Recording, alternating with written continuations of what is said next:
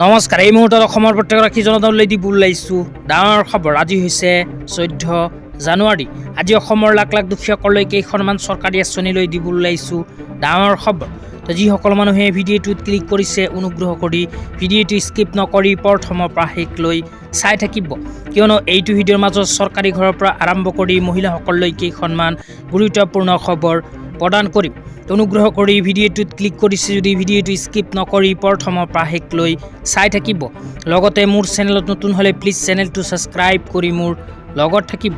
তো বলক ভিডিঅ'টো আৰম্ভ কৰি আজি প্ৰথমটো গুৰুত্বপূৰ্ণ খবৰৰ বিষয়ে বিস্তাৰিত জানিলোঁ। আজিৰ প্ৰথমটো গুৰুত্বপূৰ্ণ খবৰ হ'ল চৰকাৰী ঘৰলৈ।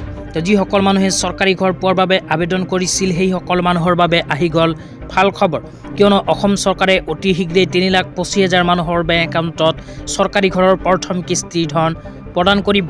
তো আপোনালোকে যদি চৰকাৰী ঘৰ পোৱাৰ বাবে আগতীয়াকৈ আবেদন কৰিছিল তেন্তে আপোনালোকৰ বাবেও আহি গৈছে ভাল খবৰ, কিয়নো অসমৰ মাননীয় মুখ্যমন্ত্ৰী ডাঙৰীয়াই চৰকাৰী ঘৰলৈ যোৱা মাহত এনেকৈ এখন আপডেট প্ৰদান কৰিছে। তো ইয়াতে চৰকাৰী ঘৰলৈ কি লিখা আছে পঢ়ি আপোনালোকক বিতংভাৱে বুজাই দিছোঁ।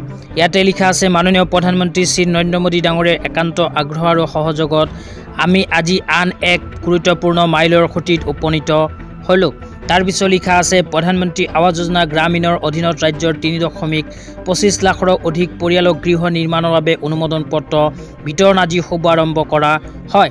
তো ইয়াতে উল্লেখ কৰা অনুযায়ী যিসকল মানুহে চৰকাৰী ঘৰ পোৱাৰ বাবে আগতীয়াকৈ আবেদন কৰিছিল সেইসকল মানুহৰ ভিতৰত 3,25,000 মানুহক যোৱা মাহতে অসম চৰকাৰে প্ৰদান কৰিছে চৰকাৰী ঘৰৰ অনুমোদন পত্ৰ।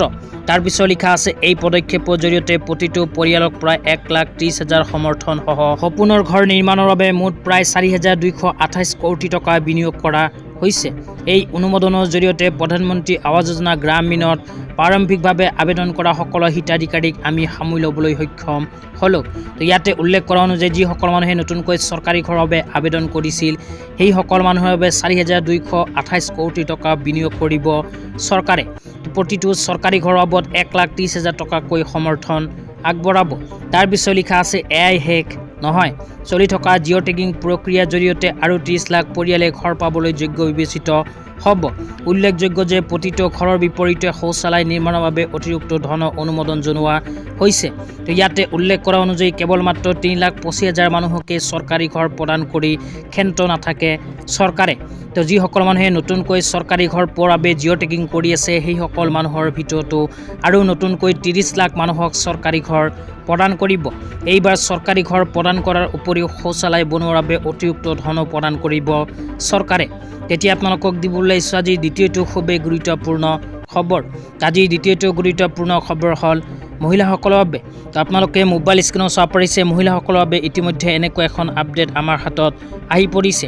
ইয়াতে লিখা আছে, চাহ বাগিচা অঞ্চলৰ গৰ্ভৱতী মহিলাসকলৰ বাবে সুখবৰ। এতিয়াৰ পৰা চাহ জনজাতীয় সম্প্ৰদায়ৰ সকলো গৰ্ভৱতী মহিলা, নিয়মীয়া কৰ্মী চাহ বাগিচা অঞ্চলৰ বাসিন্দাসকলক মজুৰি ক্ষতিপূৰণ আঁচনিৰ অধীনত সুবিধাসমূহৰ বাবে যোগ্যতা লাভ কৰিব। অসমৰ চাহ বাগিচা অঞ্চলসমূহৰ গৰ্ভৱতী মহিলাৰ বাবে মজুৰি ক্ষতিপূৰণ আঁচনিৰ সংশোধিত কাৰ্যকাৰী নিৰ্দেশনাত অনুমোদন জনাইছে চৰকাৰে। ইয়াতে উল্লেখ কৰা অনুযায়ী অসমৰ চাহ বাগিচাৰ গৰ্ভৱতী মহিলাসকলৰ বাবে আৰম্ভ কৰিছে এক বিশেষ আঁচনি। আঁচনিখনৰ নাম হ'ল মজুৰিৰ ক্ষতিপূৰণ আঁচনি। এইখন আঁচনিৰ জৰিয়তে লাখ লাখ চাহ বাগিচাৰ গৰ্ভৱতী মহিলাসকলক 15,000 টকাৰ আৰ্থিক সাহায্য প্ৰদান কৰিব। তাৰপিছত আৰু কি লিখা আছে পঢ়ি শুনাই দিছোঁ, অনুগ্ৰহ কৰি ভিডিঅ'টো স্কিপ নকৰি চাই থাকিব। তাৰপিছত লিখা আছে, সুবিধাসমূহ গৰ্ভ অৱস্থাত মুঠ 15,000 টকাৰ আৰ্থিক সাহায্য 4টা কিস্তিত প্ৰদান কৰা হ'ব। তো যিসকল চাহ বাগিচাৰ গৰ্ভৱতী মহিলাসকলে এইখন মজুৰি ক্ষতিপূৰণ আঁচনিত আবেদন কৰিব সেইসকল চাহ বাগিচাৰ গৰ্ভৱতী মহিলাসকলক 4টা কিস্তিত অসম চৰকাৰে 15,000 টকাৰ আৰ্থিক সাহায্য প্ৰদান কৰিব। তো যিসকল গৰ্ভৱতী মহিলাই এইখন আঁচনিত এতিয়ালৈকে আবেদন কৰা নাই সেইসকল মহিলাই ভিডিঅ'টো চাই আছে যদি এইটো ভিডিঅ'ৰ কমেণ্ট বক্সত কমেণ্ট কৰি জনাই দিব। তেন্তে ইয়াৰ নেক্সট ভিডিঅ'ত আপোনালোকক জনাই দিম যে মজুৰি ক্ষতিপূৰণ আঁচনি যদি আবেদন কৰিব বিচাৰে তেন্তে ক'ত আৰু কেনেকৈ কৰিব লাগিব আবেদন। তো আজি ইমানেই। ভিডিঅ'টো চাই কেনে পালে নিশ্চয় কমেণ্ট কৰি জনাই দিব।